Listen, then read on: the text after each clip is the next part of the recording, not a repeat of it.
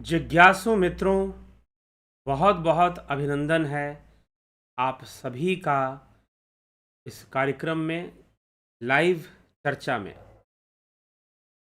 तो आज का जो विषय है बहुत ही रुचिकर विषय है। ईश्वर कहाँ रहता है या रहता कहाँ है? ईश्वर रहता कहाँ है, भगवान रहता कहाँ है? कुछ ऐसे विषय पे हम आज चर्चा करने जा रहे हैं। तो आप सभी इस विषय का लाभ उठाएं, जुड़े रहें अंत तक। वैसे इस विषय पर पहले भी चैनल के अंतर्गत चर्चाएं हुई हैं, लेकिन जो चर्चा है आज यह श्रीमद् भगवत गीता के आधार पर है।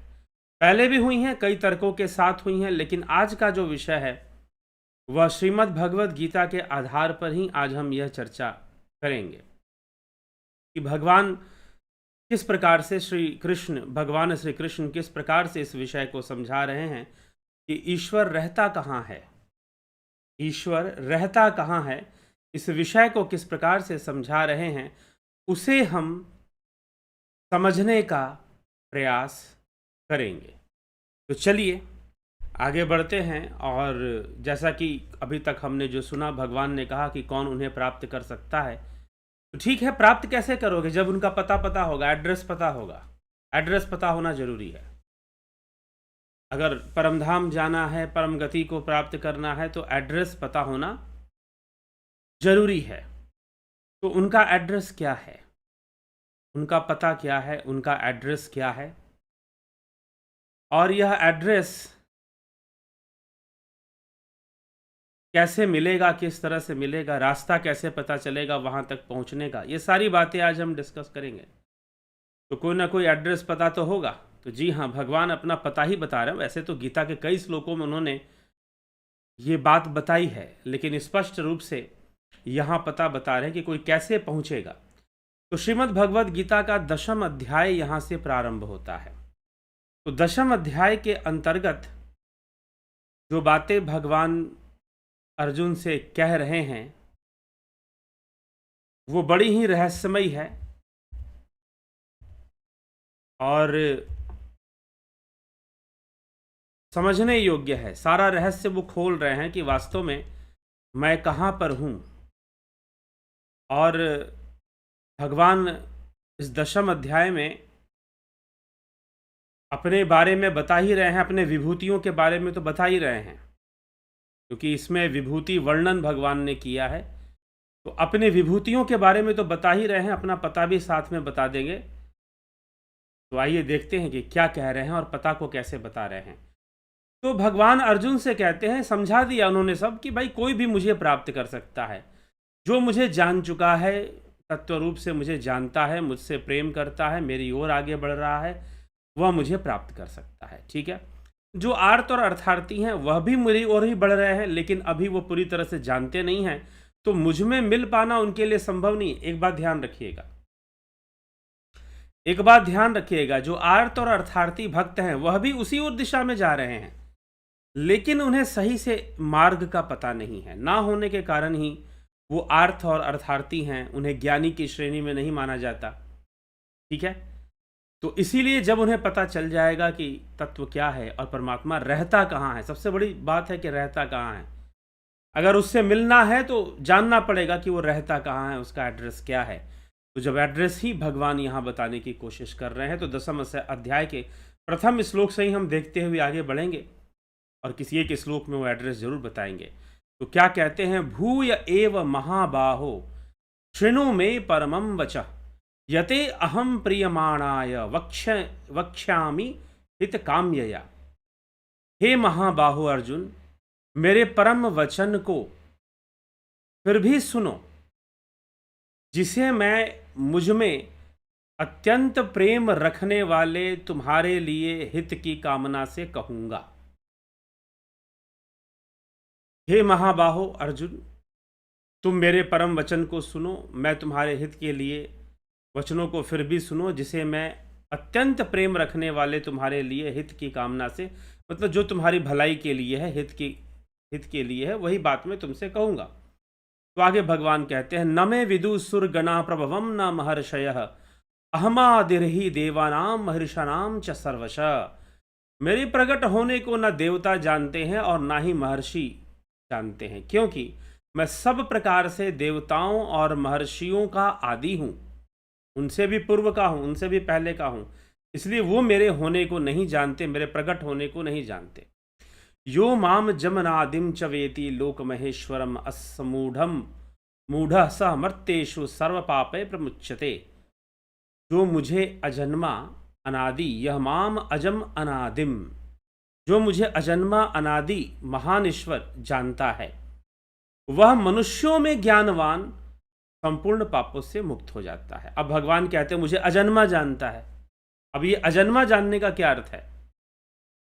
पहले तो ये पकड़िए, श्री कृष्ण कह रहे हैं कि मुझे अजन्मा। अरे भाई, आपका जन्म हुआ है, आपका माता देवकी के गर्भ से आपका जन्म हुआ है, माता यशोदा के घर में आपका लालन पालन हुआ है, नंद बाबा के घर में, तो फिर आप अजन्मे कैसे हैं? क्योंकि भगवान यहाँ शरीर की बात नहीं कर रहे हैं। जब वो कह रहे हैं कि मैं मतलब श्री कृष्ण का शरीर नहीं, वो अहम ब्रह्मास्मि के भाव में स्थापित हैं और उस ब्रह्म में लीन है, ब्रह्ममय है, इसलिए वो अपने आप को मैं कह रहे हैं। और ब्रह्म अजन्मा होता है। जो मुझे अजम अनादि, जो मुझे अजन्मा अनादि और संपूर्ण लोगों का महान ईश्वर जानता है, लोक महेश्वरम, लोक महेश्वरम, संपूर्ण लोगों का महान ईश्वर जानता है, वह मनुष्यों में ज्ञानवान है और वह संपूर्ण पापों से मुक्त हो जाता है। ठीक, तो वो अजन्मा और अनादि, अनादि मतलब नो बिगिनिंग नो एंड, अजन्मा मतलब no birth and no death, ना जन्म ना मृत्यु है जिसके लिए, और अनादि मतलब नो बिगिनिंग नो एंड, ना जिसकी बिगिनिंग है ना ही उसका एंड है। और जो ऐसा संपूर्ण लोक का महान ईश्वर जानता है, वह मनुष्य ज्ञानवान होगा और वह संपूर्ण पापों से मुक्त हो जाता है, क्योंकि वह मुझे तत्व से जान रहा होता है। फिर भगवान कहते हैं, बुद्धि ज्ञान सम्मोह क्षमा सत्यम दमः शमः सुखम दुखम भवो भावो भयम चाभयमेव च अहिंसा समता तुष्टिस्तपोदानम यशो अयशः भवन्ति भावा भूतानां मत एव पृथग विधा। बुद्धि ज्ञान असम्मोह क्षमा सत्य दम शम तथा सुख दुख, उत्पत्ति विनाश भय अभय और अहिंसा समता संतोष तप दान यश और अपयश, प्राणियों के अनेक प्रकार के जो अलग अलग भाव हैं मुझसे ही होते हैं। अब भगवान यहाँ भव सागर के बारे में बता रहे हैं कि संपूर्ण जो भव सागर है वह मुझसे व्याप्त है। ठीक, और जो भी क्रियाएं, अगर प्रकृति ठीक है, सब कुछ प्रकृति ही कर रही है, लेकिन प्रकृति को जो चैतन्य प्राप्त हो रहा है, जो सकाश प्राप्त हो रहा है, वो तो ईश्वरीय ही है। इसीलिए मैं तो कुछ भी नहीं करता हूं और मैं स्वयं भावातीत हूं। वह ईश्वर, वह ब्रह्म स्वयं भावातीत है, भावनाओं से परे है, लेकिन वही आधार है सभी भावनाओं के उद्भव का। और भव सागर, भावनाओं का सागर ही भव सागर है, क्योंकि इस संसार में आपको जो भी एक्सपीरियंस होता है इंद्रियों से, वो सब आप भाव रूप में ही ग्रहण करते हैं। आपको कोई चीज देखते हैं, आपको अच्छा लगता है, खराब लगता है, सब कुछ एक भाव के रूप में ही आप ग्रहण कर रहे हैं। इसीलिए संपूर्ण संसार को भव सागर के नाम से जाना जाता है। यह भव सागर है। तो भव सागर है अर्थात भावनाओं का सागर है। प्रत्येक वस्तु हमारे मन में एक कोई ना कोई भाव उत्पन्न करती है। संसार का हर अनुभव कोई ना कोई भाव उत्पन्न करता है। तो इसीलिए यह संसार क्या है? भव सागर है। तो भव सागर, इस भव सागर का जो बीज है वह स्वयं ब्रह्म है, स्वयं ईश्वर है। ठीक, तो ये जितने भी भाव हैं तो सारे नकारात्मक सकारात्मक, बुद्धि ज्ञान असम्मोह, सम्मोह क्षमा सत्य दम शम तथा सुख दुख उत्पत्ति विनाश, भय अभय और अहिंसा और हिंसा, समता, संतोष, तप, दान, यश और अपयश, नकारात्मक सकारात्मक सब, भूतानाम पृथक विदा, अनेक प्रकार के अलग अलग जो भावनाएं हैं मुझसे ही होते हैं। उनका प्रभाव मैं ही हूं, और प्रभाव होने के कारण ही वो प्रभु हैं। जिससे सबका प्रभाव हो वही तो प्रभु है। प्रभाव हो जिससे, प्रभाव मतलब उत्पत्ति हो, प्रकटीकरण हो, विकास हो, जिससे सबका विकास हो रहा है, जिससे सब विकसित हो रहे हैं, वही प्रभाव है। वही प्रभाव है, और प्रभाव करने के कारण वो प्रभु कहलाता है। महर्षय सप्त पूर्वे चत्वारो मनवस्तथा मदभावा मानसा जाता येषाम लोक इमः प्रजा। महर्षय सप्त, सप्त महर्षि, सप्त ऋषियों की बात है कि सप्त महर्षि और उनसे भी पहले होने वाले जो 4 सनकादिक, ब्रह्मा के जो मानस पुत्र हुए 4 सनकादिक तथा 14 मनु, ये सब के सब मेरे ही मन से पैदा हुए हैं, मुझ में भाव रखने वाले हैं, जिनकी संसार में यह संपूर्ण प्रेमर्थार्थ। वास्तव में ये सारी सृष्टि ब्रह्मा जी के मानस से मानी जाती है, मानस पुत्र माने जाते हैं। जो है सनकादि ऋषि हैं, चतवार 4 ऋषि, जो यहाँ पर जो लिखा गया है महर्षय सप्त पूर्वे चतवारो, कि सप्त ऋषि और सप्त ऋषियों से पूर्व जो 4 ऋषि और हुए, वो कौन 4 ऋषि? सनकादि ऋषि। ठीक, उनके लिए कहा जा रहा है। तो वो सब के सब मेरे मन से, अर्थात मानस से उत्पन्न, मानसी सृष्टि मानी गई है। वास्तव में अब ये कहा जाता है कि ये भी ब्रह्मा के मानस पुत्र। तो मानस पुत्र को लोग कुछ इस ढंग से मानते हैं। मानस पुत्र को लोग कहते हैं कि भाई जो मान लिया गया वो मानस पुत्र है, अर्थात वो पुत्र है नहीं लेकिन उसको मान लिया गया। नहीं, गलत समझ रहे हैं आप। अगर आप मानस पुत्र को ये कहेंगे कि हमने मान लिया है तो वो मानस पुत्र हो गया, जी नहीं, ऐसा नहीं है। मानस पुत्र का अर्थ है हिरण्य गर्भ में सृष्टि होना, सूक्ष्म जगत में सृष्टि होना। और सूक्ष्म जगत, मन को हम लोग बहुत छोटी सी चीज कई बार मान लेते हैं।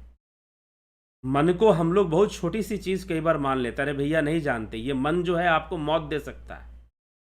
और सच पूछो तो मौन ही मन, ये मन है जो आपको जन्म देता है, और ये मन ही है जो मृत्यु देने का सामर्थ्य रखता है। आप सुनते हो ना, किसी को हार्ट अटैक हो गया, किसी को ब्रेन हैमरेज हो गया, कौन दे रहा है? मन दे रहा है। कोई आत्महत्या कर रहा है, कौन दे रहा है? मन दे रहा है।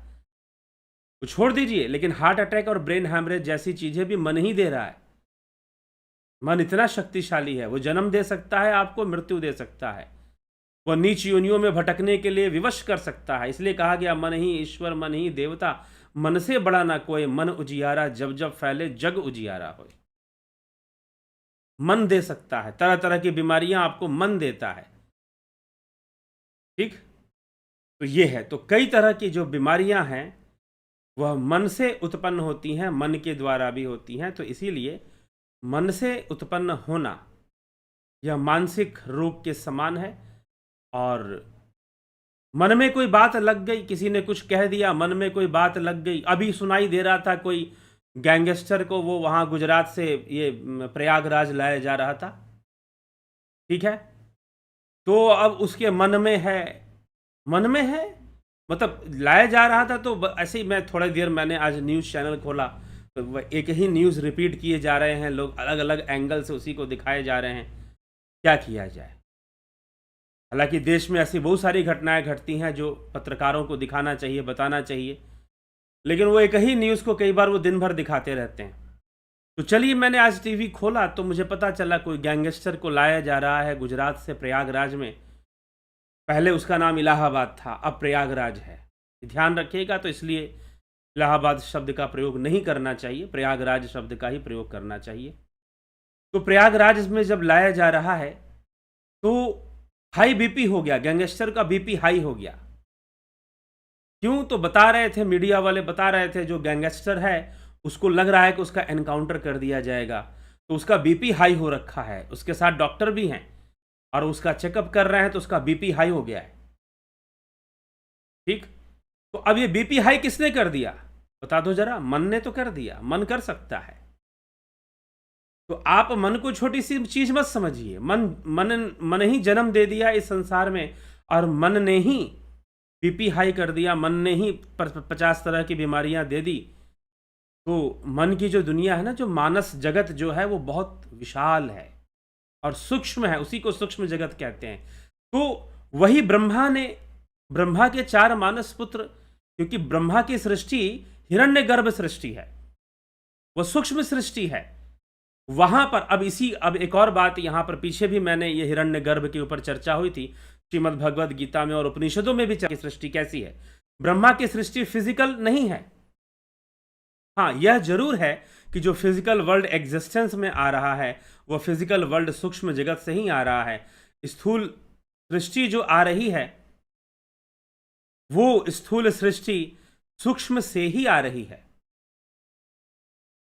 ठीक, तो वह जो स्थूल सृष्टि है वह सूक्ष्म से ही आ रही है, तो इसलिए सूक्ष्म ही स्थूल बन रहा है। लेकिन सृष्टि हो कहां रही है? सूक्ष्म में हो रही है, ना कि स्थूल में हो रही है। सूक्ष्म में सृष्टि हो रही है और वही सूक्ष्म सृष्टि स्थूल रूप धारण करती है। तो ब्रह्मा की जो सृष्टि है सूक्ष्म है। अब जो लोग ये बात कह देते हैं कि भाई ब्रह्मा जी वो और सरस्वती जी को उन्होंने अपना पत्नी बना लिया, वो तो उनकी बेटी थी। अरे भाई, अगर सांसारिक रूप से बेटी थी, अगर सरस्वती जी सांसारिक रूप से उनकी पुत्री थी, तो फिर उनकी माता होगी जिसके गर्भ से वो पैदा हुई होगी। तो बताओ उनकी माता का नाम क्या था फिर? तो अगर हम सही से शास्त्रों को समझेंगे नहीं, जानेंगे नहीं, तो हम विरोधियों के सामने हम उत्तर नहीं दे पाएंगे सही से। ठीक है, इसलिए ब्रह्मा जी की कोई ऐसी पुत्री नहीं थी जो कि सरस्वती रूप में, उस तरह से कोई पुत्री नहीं थी। ठीक है, तो यह हमें समझ लेना है। और पुत्र या पुत्री का अर्थ क्या होता है? तारने वाला। ठीक, पति और पत्नी का अर्थ होता है रक्षा करने वाला और रक्षा करने वाली। अगर पति रक्षा करने वाला है तो पत्नी रक्षा करने वाली है। ये बात अलग है कि बाहर के संस्कृति के प्रभाव में देश के अंदर नारी समाज की स्थिति बिगड़ी और पति पत्नी को बराबर नहीं, लेकिन हमारे जो शब्द हैं, शब्द ही देख लो, पति पत्नी, पुत्र पुत्री। अगर पुत्र तारने वाला बनेगा तो पुत्री तारने वाली बनेगी। ठीक है, नाम ही ऐसे रखे गए हैं।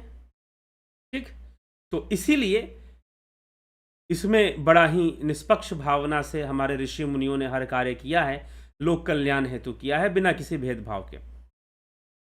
तो इसी तरह से ब्रह्मा जी की पुत्री है सरस्वती जी, उनको तारने वाली हैं, उनका भी कल्याण, उनको भी ज्ञान देने वाली हैं, विद्या की देवी हैं। विद्या की देवी हैं तो उनको भी ज्ञान देने वाली हैं। वो ऐसे पद पर हैं सरस्वती जी। इसीलिए जब तुलसीदास जी जब रामचरितमानस लिखते हैं तो उसमें सरस्वती माता सरस्वती गणेश की उपासना करते हैं। सर्वप्रथम सरस्वती गणेश की उपासना करते हैं। तो इसीलिए यह बातें तो ब्रह्मा जी की जो सृष्टि है वो सूक्ष्म सृष्टि है, वह मानस सृष्टि है, वह स्थूल जगत की सृष्टि नहीं है। ये बात समझना पड़ेगा। और जब सूक्ष्म है तो फिर मानस, और जब मानस है तो ब्रह्मा जी कोई वैसी पुत्री नहीं है जैसे संसार में लोगों के पुत्र पुत्रियां हो रहे हैं, वैसी पुत्री सरस्वती जी नहीं है। ठीक, तो यह हमें थोड़ा विवेक से समझना चाहिए। तो ऐसे सृष्टि हो रही है। भगवान कह रहे हैं कि मेरे मानस से सब कुछ उत्पन्न हुआ है। इस श्लोक के अंतर्गत ये संपूर्ण संसार। ठीक, तो मेरे मानस से, मानसः मनवः मानसः जाता, जो 14 मनु हैं, जो मनु हुए हैं, सबके सब मानसा, मन से पैदा हुए, मानस सृष्टि हुई है। मुझ में भाव रखने वाले, मद भावाः, जिनकी संसार में यह संपूर्ण प्रजा है। ठीक, तो मनु, राजा मनु के बारे में, मनवः, मनुओं के कई मनु हुए, वह सब भी, ये सब के सब भी, और यह संसार भी मन से उत्पन्न हो रहा है। सूक्ष्म सृष्टि हो रही है पहले और फिर बाद में। इसीलिए आप जब सांख्य शास्त्र को पढ़ते हैं तो पहले साइकोलॉजिकल इवोल्यूशन की बात की गई है, फिजिकल इवोल्यूशन नहीं। सांख्य के इवोल्यूशनरी थ्योरी और चार्ल्स डार्विन के इवोल्यूशनरी थ्योरी, डार्विन का जो इवोल्यूशन है, थ्योरी ऑफ इवोल्यूशन है, जो उसने दिया है सर्वाइवल ऑफ फिटेस्ट, और जो कई थ्योरीज दी हैं इवोल्यूशनरी थ्योरी में, तो वो फिजिकल इवोल्यूशन की बात कर रहा है।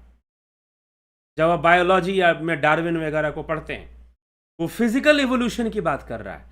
लेकिन सांख्य शास्त्र जो है साइकोलॉजिकल इवोल्यूशन, सूक्ष्म इवोल्यूशन, सूक्ष्म इवोल्यूशन की भाई बुद्धि, बुद्धि से अहंकार, अहंकार से मन, फिर 3 प्रकार के अहंकार और 3 प्रकार का मन होगा, और 3 प्रकार के अहंकार से ज्ञानेंद्रियां, कर्मेंद्रियां, पंचभूत, तन्मात्राएं विकसित होती हैं। क्या होती हैं? विकसित होती हैं, इवॉल्व होती हैं। यही सांख्य का एवोल्यूशनरी थ्योरी है। तो वो सूक्ष्म जगत में इवोल्यूशन को बताया जा रहा है वहां पर, लेकिन एक्सेप्टेंस किसका है? इवोल्यूशन का, विकासवाद का एक्सेप्टेंस है, स्वीकार किया गया है, पुरुष प्रकृति के द्वारा चीजें विकसित हो रही हैं, ऐसा माना गया है। ठीक, तो यह हमें समझना है, यह सांख्य का विषय है। तो इवोल्यूशन से यह विकसित होता हुआ माना गया है। तो भगवान कह रहे कि मेरे मन से सब पैदा हो रहे हैं, सारी सृष्टि मानसी सृष्टि मानी गई है, इसीलिए इसे भव सागर, भावनाएं हैं। ये संसार भावनाओं का ही परिणाम है और भावनाओं से ही भरा हुआ है। कोई भी विषय आप जब इंद्रियों से अनुभव करते हैं तो वास्तव में मन क्या पैदा होता है? भावनाएं पैदा होती हैं। हम जो भी अनुभव कर रहे हैं भाव रूप में कर रहे हैं, इंद्रियों के माध्यम से जो कुछ भी देख रहे हैं संसार में सब कुछ भाव रूप है। भाव से परे कुछ भी नहीं है, भाव से परे मात्र वो भावातीत ब्रह्म है। भाव से परे वह मात्र भावातीत ब्रह्म है, इसके अलावा भाव से कुछ भी नहीं है, भावातीत ब्रह्म ही मात्र है, वही भाव से परे है, दूसरा कुछ भी इस संसार में भाव से परे नहीं। तो मद भावा, मुझ में भाव रखने वाले, जिनकी संसार में यह संपूर्ण प्रजा है, उन्हीं मनुओं की प्रजा है। अर्थात मनु को यहां पर माध्यम बनाकर मानसी सृष्टि की चर्चा करते हुए, मन से ही मनु है और मनु से ही मनुष्य है, इसलिए भारत भूमि में रहने वाले लोगों को मनुष्य कहा जाता है, क्योंकि सब मनु की संतानें मानी गई हैं। ठीक, तो इस प्रकार से ऐसा वर्णन है। चलिए आगे बढ़ते हैं। मनु की संतानें, कई संतानें ऋषि हुए उनकी, और फिर उन ऋषियों की संतानें हुई, ऐसे आगे बढ़ी, और वही फिर जब संतानों की संख्या बहुत बढ़ गई तो समाज की व्यवस्था में इन्होंने 4 वर्ण बनाए फिर। तो इसलिए यह सब हमें समझना चाहिए। एतां विभूतिम योगम च मम यो वेति तत्वतः सो अविकंपेन योगेन युज्यते नात्र संशयः। जो मनुष्य इस विभूति को, मेरे इस विभूति को समझता है, विभूति को मतलब भगवान अपनी विभूति तो बता रहे ना कि मेरे ही मानस से सब उत्पन्न हुए हैं। यद्यपि ब्रह्मा जी की बात आती है, ब्रह्मा जी सृष्टि के देवता हैं, लेकिन सत्य पूछो तो देवताओं की शक्ति भी, देवताओं भी किसका प्रतिनिधित्व करते हैं? उसी ब्रह्म का करते हैं, उसी ईश्वर का करते हैं। तो बिना उसके तो कुछ है नहीं, चाहे ब्रह्मा हो, चाहे शिव हो, चाहे विष्णु हो, कुछ भी हो, उनके तो कुछ है नहीं। तो यहां पर श्री कृष्ण स्वयं को ब्रह्म स्थित बताकर सारी चीजों का वर्णन कर रहे हैं, इसीलिए वो ऐसी बातें कर रहे हैं। अभी और स्पष्ट होगा यह विषय। एतां विभूतिम योगम च मम यो वेति तत्वतः, जो मुझे तत्व से जानते हैं, जो मनुष्य मेरे इस विभूति को और योग को तत्व से जानता है, तत्व से जानता है, वह अविचल, अविकंपेन, नो वाइब्रेशन, जहां कोई वाइब्रेशन नहीं है, कंपन नहीं है, अविकंपेन, अविचल योग से युक्त हो जाता है। अविचल योग की चर्चा यहां, अविकंपेन योगेन, सो अविकंपेन योगेन युज्यते नात्र संशय। इसमें कोई संशय नहीं है कि अविकंपेन, अविचल, अविचल योग से युक्त हो जाता है, इसमें कुछ भी संशय नहीं। कौन युक्त हो जाता है? जो मेरी इस विभूति को और योग को तत्व से जानता है। ठीक, एतां विभूति योगम च मम यो वेति तत्वतः, स्पष्ट है, इतना साफ इसका। श्रीमद् भगवद गीता का संस्कृत बहुत कठिन नहीं है। एतां विभूति, मेरी विभूति को, इस विभूति को, जो योगम च मम, योग से, च मम यो वेति, जानता है, तत्वतः, तत्व से जानता है, वह योगी, वह अविचल, तो अविकंपेन योगेन, वह योग से युक्त हो जाए, योगेन युज्यते, वह योग से युक्त हो जाता है, इसमें कोई संशय नहीं है। अर्थात उसे पूर्ण योग की प्राप्ति हो जाती है, जो मेरे इस विभूति को भली भांति समझता है कि संपूर्ण संसार, संपूर्ण भाव जगत मेरे ही मानस से निकला है। ठीक, आगे भगवान कहते हैं अहम सर्वस्य प्रभवो, मैं सबका प्रभु हूं, मुझसे ही सब कुछ निकल रहा है। अहम सर्वस्य प्रभवो मतः सर्वम प्रवर्तते इति मत्वा भजन्ते माम बुधा भाव समन्विता।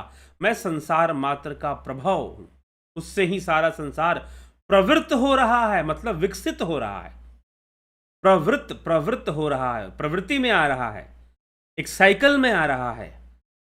ठीक है, इसको प्रवृत्त शब्द को यहां समझना जरूरी है। प्रवर्तते, अहम सर्वस्य प्रभवो मतः सर्वम प्रवर्तते। प्रवर्तते मतलब it is in A cycle, ये डेवलप हो रहा है, यह इवॉल्व हो रहा है। ठीक है, ऐसा मानकर मुझ में ही श्रद्धा प्रेम रखते हुए जो बुद्धिमान हैं, बुद्धिमान योगी हैं, मेरा ही भजन करते हैं, सब प्रकार से मेरे ही शरण में आते हैं, इस प्रकार से वो कहते हैं, जो इस बात को समझ रहे हैं कि ये प्रवृत्त हो रहा है, it is happening, this world is happening. ठीक ना, बीइंग एंड बिकमिंग, एक है बीइंग और एक है becoming. This world is becoming but almighty is being. What is the difference between being and becoming? अगर आप वेस्टर्न फिलॉसफी को डीप में जाकर पढ़ेंगे, गहराई में जाकर पढ़ेंगे, पाश्चात्य दर्शन को, पार्मेनिडीज को, सुकरात को, प्लेटो को, तो सबने बीइंग और बिकमिंग को समझाने की कोशिश किया। What is being and what is becoming? This world is becoming but almighty एक ऐसा तत्व है जो बीइंग है, वो बिकमिंग नहीं है। लेकिन ये जो वर्ल्ड है वो बिकमिंग है, ये हो रहा है, दिस इज हैपनिंग, प्रवर्तते। ठीक, तो ये प्रवर्तते शब्द को समझना पड़ेगा। तो प्रवर्तते, दिस इज हैपनिंग, ये हो रहा है, ये मुझसे ही हो रहा है, लेकिन ये हो रहा है, ये बिकमिंग के स्टेज में रहता है हमेशा। ये जो वर्ल्ड है ये हमेशा बिकमिंग के स्टेज में रहता है। तो difference between being and becoming, being क्या है, बिकमिंग क्या है। ठीक, तो प्रवर्तते, this is happening, everything is going on, मतलब चेंज में चलता रहता है, एक वृत्ति में सारी चीजें प्रवाहित होती रहती हैं और विकसित होती रहती हैं, इवॉल्व होती रहती हैं, डेवलप होती रहती हैं। इवोल्यूशन हमेशा चलता रहता है। ठीक, तो पूरे, अगर आप पूरे वर्ल्ड में रिलीजियस थॉट्स को लेंगे तो सिर्फ जो सनातन धर्म और सनातन धर्म से संबंधित जो धर्म है, जैनिज्म हो गया, जो मत हैं, हालांकि वो सनातन से अलग नहीं है, जैनिज्म हो चाहे और बुद्धिज्म और भी कुछ हो, तो आप उन्हीं में ये विचारधारा पाएंगे कि जहां पर विकासवाद को माना गया है, इवोल्यूशन को एक्सेप्ट किया गया है। ये नहीं आंख बंद करके कहा गया है कि किसी ऊपर वाले ने दुनिया बना दी, नहीं, एवरीथिंग इज बिकमिंग, हो रहा है, बन रहा है, मैं उसका प्रभाव स्थान हूं, मुझसे प्रभाव तो हो रहा है लेकिन बन रहा है, चीजें इवॉल्व हो रही हैं, आगे बढ़ रही हैं। ठीक है, तो इस तरह से बताने की कोशिश भगवान कृष्ण यहां पे, इसीलिए प्रवर्तते शब्द का प्रयोग किया गया, प्रवृत्त हो रहा है, इट इज हैपनिंग। ठीक, ये सारा संसार जो है, तो अब वो तो संसार में है कि नहीं, वो आगे भगवान अपने बारे में बताएंगे कि मैं कहां रहता हूं। ऐसा मानकर मुझ में ही श्रद्धा प्रेम रखते हुए मैं संसार मात्र का क्या हूं, प्रभव हूं। प्रभवो मतः, प्रभव मतलब वहां से उत्पन्न मूल कारण, एक तरह से मैं प्रभव हूं, इसीलिए वो प्रभु भी कहलाते हैं। मानकर मुझ में ही श्रद्धा प्रेम रखते हुए जो ऐसा समझते हैं कि मैं संसार का प्रभाव हूं और मुझसे ही सारा संसार मतः सर्वम प्रवर्तते, प्रवर्तित हो रहा है, सारी चीजें इवॉल्व होते जा रही हैं, बिकमिंग के स्टेज में रहती हैं। क्यों स्टेज में रहती हैं? ड्यू टू मी, ऐसा वो कहते हैं कि जो चैतन्य जुड़ा हुआ है प्रकृति के साथ, वो हमेशा उसको काम पे लगा के रखता है। ठीक है, लाइट, अगर बिजली ऑन, अगर पंखा ऑन कर दोगे तो वो बिजली पास होती रहेगी, पंखा घूमता रहेगा जब तक कनेक्शन काटोगे नहीं। तो वह जो पुरुष तत्व है वही उसका करंट है, तो वो जो हमेशा ही इस प्रकृति को काम पे लगा के रखता है, वो चलती ही रहती है, करती ही रहती है, सृष्टि का कार्य हमेशा चलता ही रहता है। तो भगवान आगे कहते हैं, और ऐसे बुद्धिमान जो मुझे तत्व से जान रहे हैं वो मेरा भजन करते, भजन मतलब ध्यान करते हैं। अब जैसे ही भजन शब्द का प्रयोग, आप सोचोगे गाते बजाते होंगे, उनका नाम लेते होंगे, गाते बजाते, नहीं, भजन मतलब ध्यान। अगर संस्कृत के निरुक्त के अनुसार भजन शब्द का अर्थ निकालेंगे तो भजन का अर्थ ध्यान ही निकलेगा, एक होना, एकाकार होना। मच्चिता, आगे कहते हैं भगवान, मच्चिता मदगत प्राणा बोधयंत परस्परम कथयंतश्च माम नित्यम तुष्यंती च रमंती च। मुझ में चित्त वाले, जो मुझ में ही चित्त को लगाते हैं, मुझ में प्राणों को अर्पण करने वाले, आपस में जनाते हुए और उनका कथन करते हुए नित्य निरंतर संतुष्ट रहते हैं, मुझ में ही प्रेम करते हैं, मुझ में ही प्रेम करते हैं। जो मुझे तत्व से इस प्रकार से जानता है और वो मुझसे ही प्रेम करता है, मेरी ओर ही आगे बढ़ता है। तेषां सतत युक्तानां भजतां प्रीतिपूर्वकं ददामि बुद्धि योगम तम येन मामुपयान्ति ते। तेषां सतत युक्तानां, जो नित्य निरंतर मुझ में ही युक्त है, प्रीतिपूर्वकम, प्रेम पूर्वक, भजताम, मेरा ध्यान करेगा, मेरा भजन करेगा, वह बुद्धि योग देता हूं मैं, वह बुद्धि योग को प्राप्त हो जाता है, अपनी संपूर्ण बुद्धि को मुझ में ही समर्पित करता है, योग करता है, जिससे कि उनको मेरी प्राप्ति हो जाती है। अब बुद्धि योग से प्राप्ति हो जाती है, ये कौन सा बात है? बुद्धि योग से क्यों प्राप्ति होगी भाई? तो आगे भगवान इसको समझाते हैं, बहुत ही रहस्यमयी और गूढ़ और सार गर्भित बात कहते हैं कि तेषा मेवानुकंपार्थ मह मह ज्ञान जम तमह नाश्याम्यात्तम भाववस्थो ज्ञान दीपेन भास्वता। नाश्य तेषाम अनुकंपार्थम, उन भक्तों पर कृपा करने के लिए ही आत्मभावस्थः, आत्मभावस्थः, उनके स्वरूप में, भगवान अब अपना स्थान बता रहे हैं, मैं कहां स्थित रहता हूं,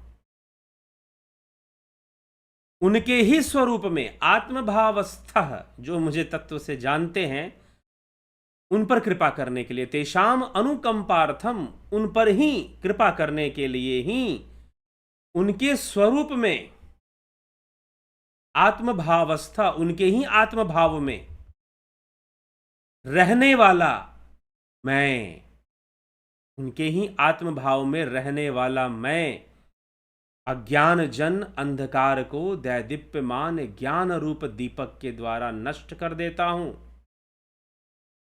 मैं उनके ही आत्मभाव में रहने वाला हूं, इसको जो मुझे तत्व से जानते, मैं कहीं बाहर नहीं रहता। उन भक्तों पर कृपा करने के लिए मैं कहीं और नहीं रहता। जो जो ज्ञानी भक्त हैं, जो भटके हुए लोग हैं, मैं कहाँ रहूंगा? भगवान कहते हैं कि मैं कहीं और नहीं रहता भाई। कहाँ रहता हूं? आत्मभावस्था, आत्मभावस्था, उन्हीं के स्वरूप में मैं रहता हूं। इसीलिए स्वरूप का साक्षात्कार चाहिए। इसीलिए महर्षि पतंजलि लिखते हैं तद्द्रष्टु स्वरूपे अवस्थानाम। इसलिए आत्मा को जानना जरूरी है। इसीलिए स्वयं को जाने बिना उस ईश्वर को जानने का दूसरा कोई मार्ग नहीं होता है।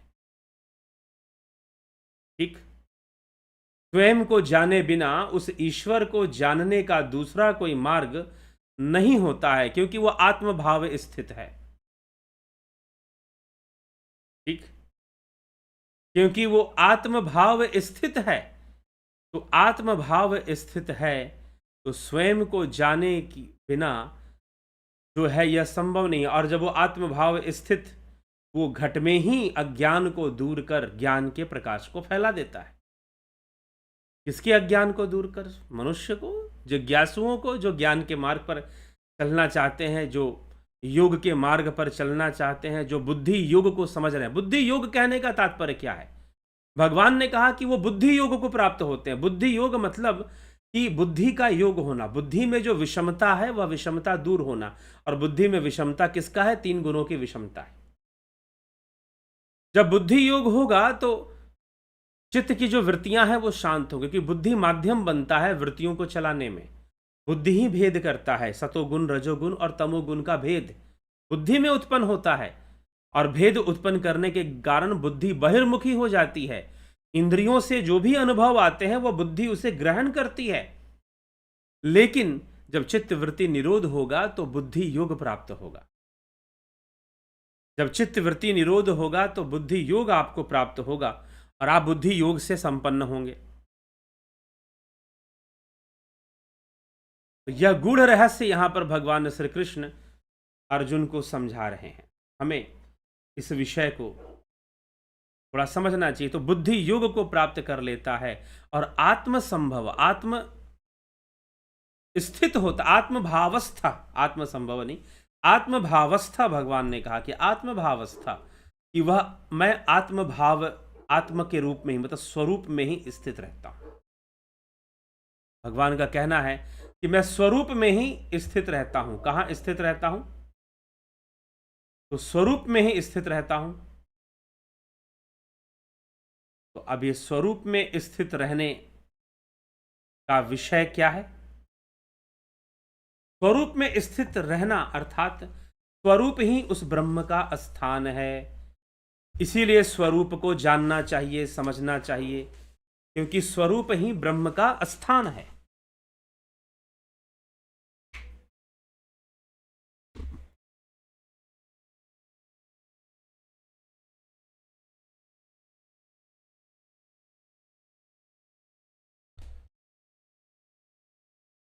तो स्वरूप में स्थित होना,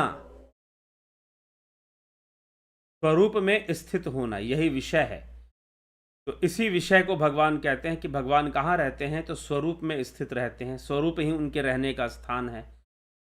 और योगी स्वरूप का ही साक्षात्कार करते हैं। तो यहां पर स्वरूप शब्द का प्रयोग नहीं है, आत्मभावस्था। तो आत्मभाव जो है आपका स्वरूप भाव, आत्मा का भाव, उसी को तो हम स्वरूप कहेंगे, आत्मा को। तो इसलिए भगवान का वहां पर वास होता है और वहीं पर उनकी प्राप्ति होती है। तो अपना भगवान ने एड्रेस दिया, भाई कहाँ ढूंढोगे मोको, कहाँ तो ढूंढे रे बंदे, मैं तो तेरे पास में। कबीर की वाणी है। और ऐसा नहीं कि कबीर की ये वाणी है, कबीर की वाणी, गुरु वाणी, आप जो भी देखोगे सब उपनिषदों में मिलेगी आपको। कुछ लोग मुझे कहते हैं कबीर समझाओ, कुछ लोग कहते हैं गुरु नानक समझाओ। अरे उपनिषद समझ लो, श्रीमद् भगवत गीता समझ लो, इससे अलग किसी ने कुछ नहीं कहा है। तो कबीर कहते हैं कि मोको कहाँ तो ढूंढे रे बंदे, मैं तो तेरे पास में, मैं तो तेरे पास ही हूं। भगवान शिव कहते हैं इदम तीर्थमिदम तीर्थ भ्रमंती तामसा जना आत्म तीर्थम न जानंती कथम मोक्षम वरानने। बहुत सारी तीर्थ यात्राएं तो होती है, लेकिन आत्म तीर्थ को जानो। इसीलिए ऐसे शिव कथा का भी एक आयोजन हो रहा है, आपको बताया गया है पहले भी। शिव कथा का भी एक आयोजन हो रहा है। अभी शिव कथा का आयोजन काशी नगरी में हो रही है। काशी नगरी में ये शिव कथा का आयोजन हो रहा है, तो यहां पर तीर्थ भी है, और यहां जब ध्यान योग का कार्यक्रम होगा तो आत्म तीर्थ भी मिल जाएगा। तीर्थ और आत्म तीर्थ दोनों हो जाएगा। ऐसे गोस्वामी तुलसीदास जी ने तो जहां पर संत समाज बैठे वहीं पर तीर्थ मान लिया है। तो तीर्थ और आत्म तीर्थ, एक बाहरी तीर्थ यात्रा और एक आत्म तीर्थ की यात्रा। जब आप ध्यान योग करते हैं तो आत्म तीर्थ की यात्रा होती है। जब आप ध्यान योग करते हैं तो आत्म तीर्थ की यात्रा होती है। तो आत्म तीर्थ की भी यात्रा होने वाली है। जो शिव कथा में लाभ उठाएंगे, आएंगे, वो आत्म तीर्थ की भी यात्रा प्राप्त करेंगे। और काशी में जाने से तीर्थ यात्रा तो हो ही जाती है। चलिए, तो आत्म तीर्थ ना हो तो सब व्यर्थ ही चला जाता है, ऐसा भगवान समझाते हैं। तो श्री भगवान ने अपना यहां पर बता दिया, अपना एड्रेस दे दिया। कहाँ है भाई एड्रेस? आत्मभाव भावस्था, सभी के आत्मभाव में रहता हूं, स्वरूप में रहता हूं, आत्मा में। अहम आत्मा गुडाकेश सर्वभूताश स्थित, सभी भूतों में मैं आत्मा रूप में ही तो स्थित हूं। यह भी तो कृष्ण कह देते हैं।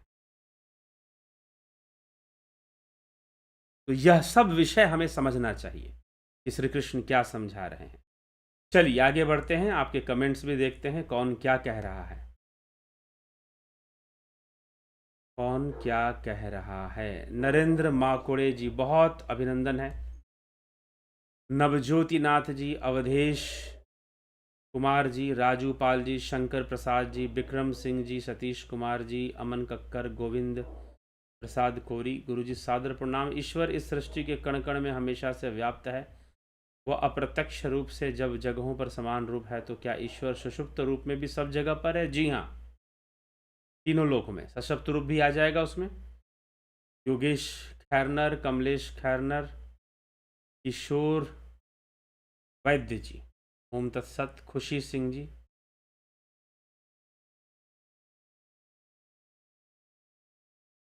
आपने कहा था मन की गति प्रकाश की गति से तेज है, लेकिन यह किस शास्त्र या ग्रंथ या किसी महापुरुष ने कहा है? कृपया बताने करे, कृपा करें।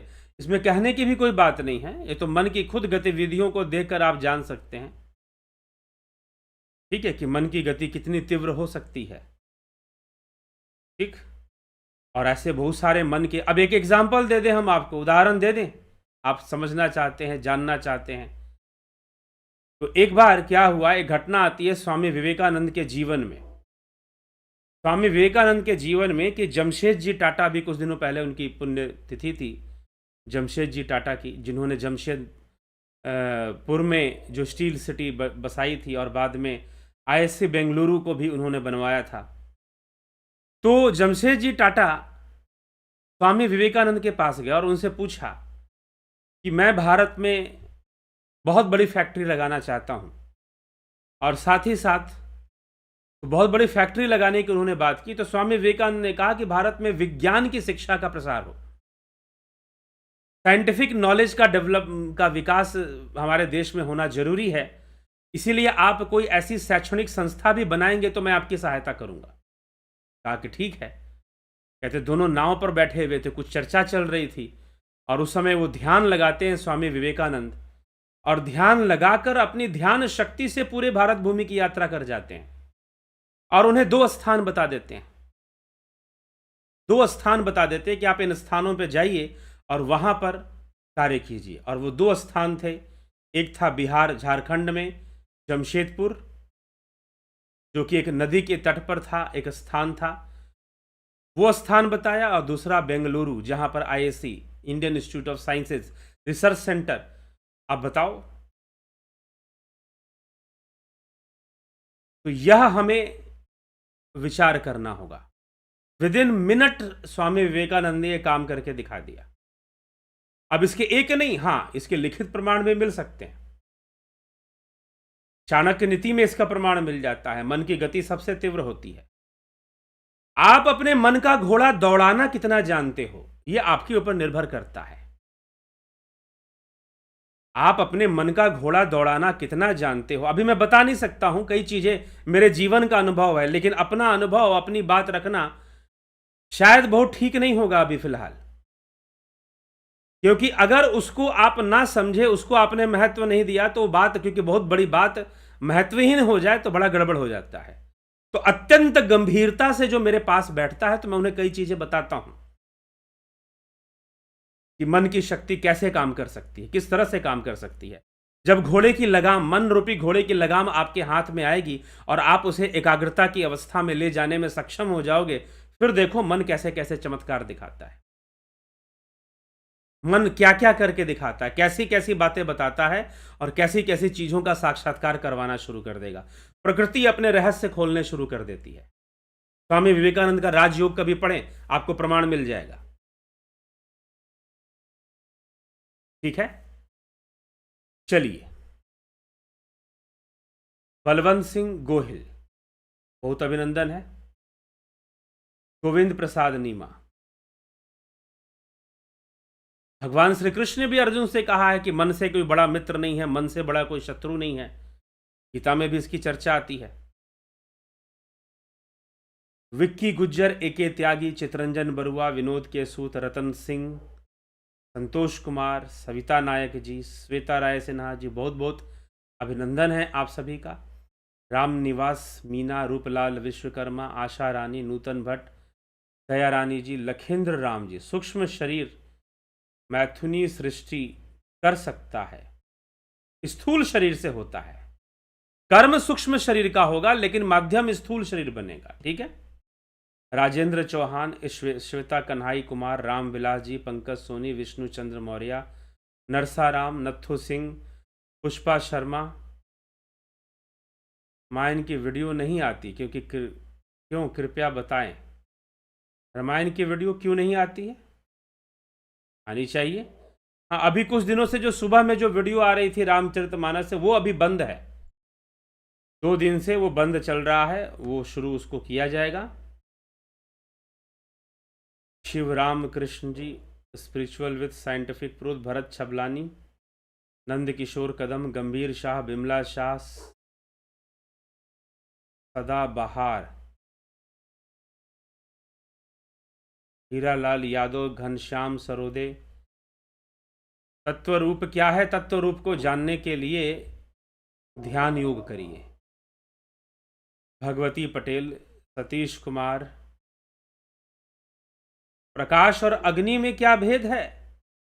अग्नि से प्रकाश प्रकट होता है, प्रकाश उजाला फैलाता है। अग्नि में ताप भी है, प्रकाश में ताप नहीं है। प्रकाश में दृष्टि है, प्रकाश में दर्शन है। अगर सिर्फ प्रकाश को हम लेकर चलें तो उसमें दर्शन है, उसमें दृष्टि है। लेकिन अग्नि में ताप है, अग्नि में ज्वलनशीलता है, ये डिफरेंस है। प्रकाश में ज्वलनशीलता नहीं, प्रकाश जलाता नहीं है। ठीक, वह दर्शन का माध्यम बनता है, वही प्रकाश है। शारदा यादव, दिनेश भाई डाभी, नीति सिन्हा, उदय शंकर जी, पलकधारी जी, बहुत अभिनंदन है। अजीत अपराजित, जय सच्चिदानंद गुरु जी। ब्रह्म तो भावातीत है, बट मानस से उत्पन्न करने का तात्पर्य क्या है, यह नहीं समझ में आएगा। यह समझना ही बड़ा कठिन है, क्योंकि आप मन को ही नहीं समझते तो फिर मानस कैसे समझेंगे? ठीक है, यह संपूर्ण दुनिया जो आप देख रहे हैं वो मानस है। आप इस वीडियो चैनल को अगर सुनते हैं, नहीं सुनते हैं तो फिलॉसफी का कोर्स ज्वाइन कर लीजिए, समझ में आ जाएगा। यह संपूर्ण जगत मानस जगत है। क्यों? क्योंकि सारी अनुभूतियां तो मन में ही हो रही हैं। और कहां हो रही हैं? बता दो, कहां हो रही हैं सारी अनुभूतियां? अगर आपने आग को हाथ लगाया और जलन महसूस हुआ, अग्नि में हाथ डालो, जलन महसूस होगी। अब अपना बाल तोड़ दो, आपके बाल को जलाया जाए, मान लो कोई नाखून बढ़ा देते हैं, इतना लंबा नाखून हो गया, उस नाखून को जलाओ, जलन महसूस होगी? नहीं होगी, आपको कोई दर्द नहीं होगा। तो आपको जितनी भी अनुभूतियां हो रही हैं, इंद्रियों के माध्यम से हो रही हैं। इंद्रियों के बिना माध्यम के कोई अनुभूति नहीं हो रही है, और अनुभूति करने वाला जीव है। और जब यह जीव शरीर छोड़ देगा, जलाओ, मारो, पीटो, क्या अनुभव करने वाला है वहां पर? कहां चला गया अनुभव करने वाला? जब तक अपनी स्थिति को, अपने अस्तित्व को शरीर से मानोगे, तब तक यह बात समझ में नहीं आएगी कि सारी सृष्टि मानस से कैसे है। ऐसा नहीं कि भगवान कह रहे हैं सारे, अभी भी वर्तमान में भी आप जितना भी अनुभव कर रहे हो सब मानस में है, मानस के बाहर कुछ नहीं। और ऐसा नहीं कि यह बात हमारे शास्त्र कह रहे हैं, वेस्टर्न फिलोसोफर बर्कले, SAS पर CP, यही तो बात कहा था। कांट ने, इमैनुअल कांट ने यही तो बात समझाई थी, और वर्ल्ड को अनरियल माना था। ऐसा नहीं कि मात्र हमारे शास्त्रों में संसार को मिथ्या लिखा गया है। वेस्टर्न फिलोसोफर्स में बहुत सारे फिलोसोफर्स हैं जिन्होंने वर्ल्ड को अनरियल माना, कि रियल नहीं है ये। क्यों रियल नहीं है? क्योंकि आपकी इंद्रियां आपको बता रही हैं कि क्या है। और जब इंद्रियां बता रही हैं तो इंद्रियां जो भी बता रही है, किसको बता रही हैं? मानस को बता रही हैं। सारा दृश्य कहां प्रतिबिंबित हो रहा है? मानस में हो रहा है। आपका संपूर्ण संसार ही मानस है, जो कुछ भी है मानस है। ठीक है, तो उस स्तर पे ये बात कही, किस लेवल पर बात कही गई है, आप किस लेवल पे सोच के चल रहे हैं, यहां डिफरेंस है। कोई मिठाई खाओ आप, मीठा लगा, स्वादिष्ट लगा, किसको? ये स्वादिष्ट कहां पे लगा? मानस में लगा, मानस में हुआ ये। ठीक, तो इसीलिए तो भव सागर, भव सागर क्यों कहते हैं? भावनाओं का सागर। ये संसार भव सागर है। संपूर्ण संसार की अनुभूति भाव रूप में हो रही है। प्रत्येक वस्तु कोई ना कोई भाव उत्पन्न कर रहा है आपके भीतर, तो यह भव सागर है, यह भाव जगत है। और जो भी वस्तु दिखाई दे रहा है वो कैसे दिखाई दे रहा है? इंद्रियों के माध्यम से दिखाई दे रहा है। तो मानस में ही तो हुआ ना सब कुछ, आपका संपूर्ण अस्तित्व ही मानस में है। ठीक, तो यह विषय है। जब इस लेवल पर सोचोगे कि हम जो भी हम अनुभव कर रहे हैं वह सब मानस में ही तो हो रहा है, और कहीं नहीं हो रहा, तो समझ में आएगा कि सारी सृष्टि मानस से उत्पन्न कैसे है। जी हां, सारी सृष्टि मानस से उत्पन्न है, यही सांख्य दर्शन है। दर्शन का अर्थ क्या है? जो इन इंद्रियों से नहीं, जो सार रूप में हमें दिखाई दे, उसी को दर्शन कहते हैं। जो भाव रूप में, सार रूप में हमें दिखता है वो दर्शन है। तो सत्य क्या है कि संपूर्ण सृष्टि मानस से उत्पन्न है, इवॉल्व हुई है, विकसित हुई है उसी मानस से। प्रवर्तते, हो रही है, becoming, being and becoming, the philosophy of being and becoming. तो हो रही है। ये मनुष्य का अहंकार है कि वो अपने आप को बीइंग कहता है, but everything is becoming in this world. Change हो रहा है, प्रवर्तते है, होने की, हैपनिंग के पोजीशन में है। हैपनिंग, हैपनिंग मतलब हो रहा है, सब कुछ होने के पोजीशन में है। ठीक, तो इसके बहुत जबरदस्त डिस्कशन मिलता है। बहुत सारे वेस्टर्न फिलोसोफर ने जिन्होंने भारतीय दर्शन की व्याख्या की है, उन्होंने लिखा है कि बीइंग और बिकमिंग का जो क्लियर कॉन्सेप्ट है वो सिर्फ आपको भारतीय दर्शन में ही पढ़ने को मिलता है, जो क्लियरली। नहीं तो बहुत सारे वेस्टर्न फिलोसोफर उसको बहुत क्लियरली नहीं समझा पाते, what is being and what is becoming. ठीक, तो उनके मानस से प्रभाव हो रहा है, उत्पन्न हो रहा है और विकसित हो रहा है, प्रवर्तते, हो रहा है, होने की पोजीशन में है। तो इसलिए इसे मानस कहा गया। संपूर्ण संसार मानस रूप है, कैलाश कदम। यही अष्टावक्र महागीता में भी ये चर्चा है। ये मानस वाली चर्चा अष्टावक्र महागीता में भी प्राप्त होती है। ठीक है, तो इसको समझें। गुरु जी प्रणाम। ध्यान करने में ही सभी काम पूर्ण होंगे, बुद्धि का शुद्धिकरण होगा, यहीं से पूर्णता होती है, ऐसा ही सत्य है। जी अनिल सोनी जी समझ रहे हैं, सही बात समझ रहे हैं। अर्जन भाई चौहान, दीपक शर्मा, अजीत अपराजित, बहुत बहुत धन्यवाद गुरु जी। हाँ ठीक है, इसी को समझना है। चलिए इसी को हम आगे बढ़ाएंगे और कल फिर मिला जाएगा 9 PM लाइव चर्चा में। थोड़ी सी व्यस्तता मेरी बढ़ी हुई है, इसलिए सुबह में जो वीडियोस प्राप्त होते थे वो अभी नहीं दे पा रहे हैं आपको। रामचरितमानस पर विवेक चूड़ामणि समाप्त हो गया था, और रामचरितमानस पर जो चल रहा था वो व्यस्तता के कारण, थोड़ी सी व्यस्तता आगे मेरी और बढ़ने वाली है। तो फिर जो है, पता है ये शिव कथा का कार्यक्रम है, ये शिव कथा का कार्यक्रम है, और अगर आप इस कार्यक्रम में लाभ उठाना चाहते हैं तो आ सकते हैं, इस स्थान पर इसका लाभ उठा सकते हैं। और यदि आप जो है इसमें कुछ सहयोग देना चाहते हैं तो कल हम इस विषय में बताएंगे कि कोई कैसे सहयोग इस कार्यक्रम में दे सकता है। ठीक है, चलिए बहुत बहुत आभार आप सभी का। इसी के साथ विराम देंगे, कल फिर मिलेंगे 9 PM लाइव चर्चा में। ओम तत्सत।